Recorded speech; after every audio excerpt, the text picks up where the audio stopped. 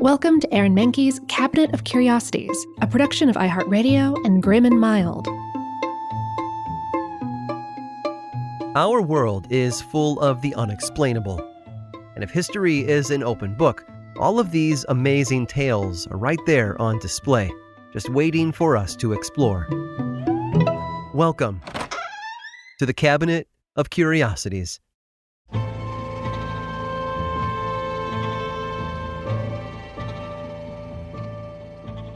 Clara was having a moment. Over the course of one summer, she'd gone from a complete unknown to the hottest socialite in Europe. From Amsterdam to Paris, her name was on every tongue. Royals and aristocrats waited patiently to meet her. Crowds would gather wherever she went out in public. Rich or poor, royal or commoner, everyone wanted a glimpse of the beauty from India with the large, gentle eyes and the prominent nose. It didn't hurt that Clara had a sob story to melt even the coldest of hearts. She was born in the Indian state of Assam in 1738. When she was barely a month old, her mother was murdered. Fortunately, Clara was adopted by a man from the Netherlands, who turned out to be a director of the Dutch East India Company in West Bengal. Clara grew up on his estate in Kolkata. She had free reign of the grounds, with valets to see to everything she needed. But as she grew, her busy adoptive father struggled to keep her occupied. So he did what any affluent 18th century father would have done when they wanted to get their teen daughters out of their hair. He sent Clara on a grand tour of Europe. And what a tour it was. In July of 1741, after months at sea, Clara stepped onto dry land in the port city of Rotterdam. As soon as she was off the ship, people couldn't stop staring. The Dutch had never seen anyone like her before. To them, she was a symbol of the exotic East, where their spices and textiles came from, but where they had never imagined traveling themselves. After the Netherlands, Clara traveled to Antwerp, Brussels, and Hamburg. In Berlin, she met King Frederick II of Prussia. In Vienna, she was introduced to Emperor Francis I and Empress Maria Theresa. She even stayed with Louis XV at his estate in Versailles. Then it was on to Paris, Rome, and London. Because she spent so much time on the road, a special carriage was constructed to carry her from city to city. It had a single small window in the side so that the public could peek in at her for a price. In addition to royals and aristocrats, Clara met a steady stream of artists. She was immortalized in etchings, engravings, and even a clay model.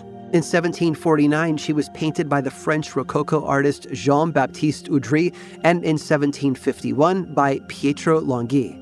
Clara was also popular with scientists and naturalists who had never had the chance to study someone of her ancestry. Sketches and paintings of her made their way into anatomical atlases and textbooks.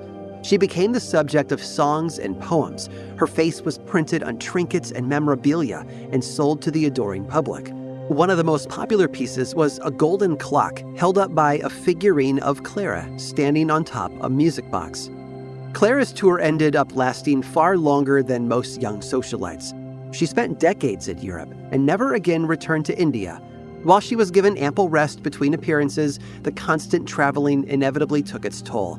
Clara developed a skin condition and had to have fish oil rubbed all over her body to keep it from drying out. She also injured her nose while traveling in Italy around 1750, although it eventually healed.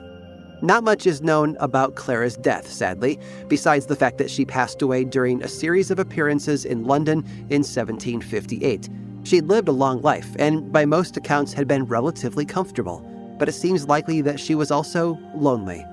Clara might have been surrounded by friends and fans, but she didn't have anyone who could really relate to her experience. From the moment she arrived in Europe until her death, she never saw another face like hers. I don't mean just anyone else from India.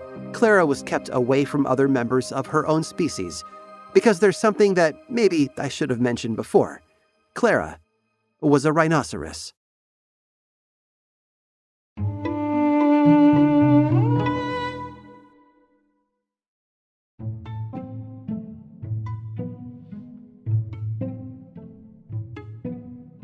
The mysteries of outer space have fascinated humankind for as long as we have been around. Islamic astronomers mapped the stars. Copernicus discovered the sun was the center of our universe, and Isaac Newton is at least credited with discovering gravity.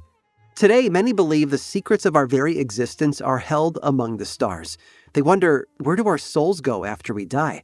What even is a soul? These are big questions, but the elements in our bodies were originally formed in stars, after all. Others turn to the stars for more concrete answers about our existence, like can we survive on Mars?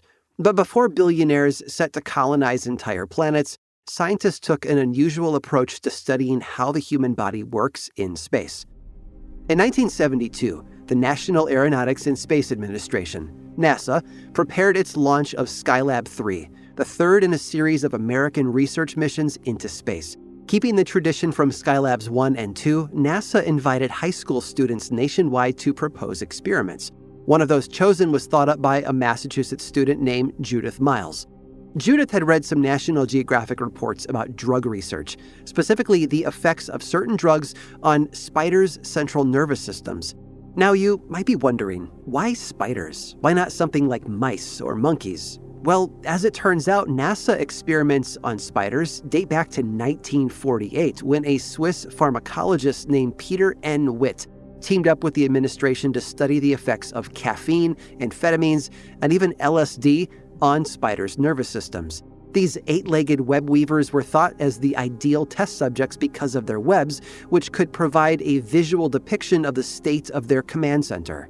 But young Judith took this step further. She knew that a spider's sense of its own body weight was an important factor in its web-making ability. And so she wondered, what would a web look like when made in microgravity? And her question was compelling enough for NASA to find 2 cross spiders, feed them a meal of 1 housefly each, load them into glass cages about 15 inches long and 1 inch deep, and then launch them into space. Oh, but not before naming them too, Arabella and Anita. Upon arriving in the thermosphere, the spiders did nothing. They hid in the corners of their cages, actually. Reports on the exact timing vary, but the crew didn't see them for at least a day. They checked in often, especially since they had to man the lights that simulated daytime and nighttime for the spiders. As they waited for Arabella and Anita to show any sign of life, the 2-legged astronauts got their bearings. Skylab was split into 2 levels separated by cross-hatched beams. A center beam ran straight across so the crew could pull themselves from one side of the workshop to the other. But once in microgravity, they realized that pushing off the walls and swimming through the air was much more efficient, or at least more fun.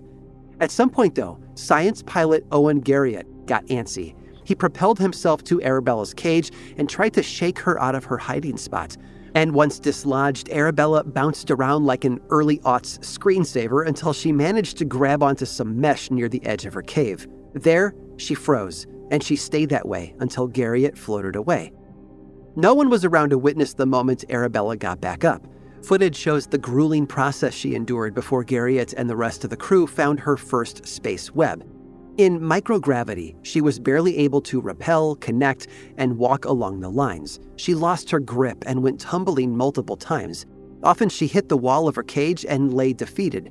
And in the end, her finished webs just resembled the ones that were made by Peter Witt's drug spiders. Saggy strands that varied in thickness, nothing like those taut, even webs that we see here on Earth. But by day 3 in space, Arabella realized how the rules had changed. Instead of rappelling, she connected short lines within the inch of space between the cage walls, forming a sort of bridge. This allowed her to keep her footing while she measured out small spirals with her hind legs.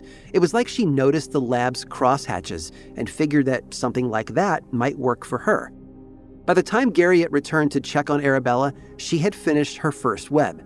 This web gave some interesting insight into Arabella's thought process.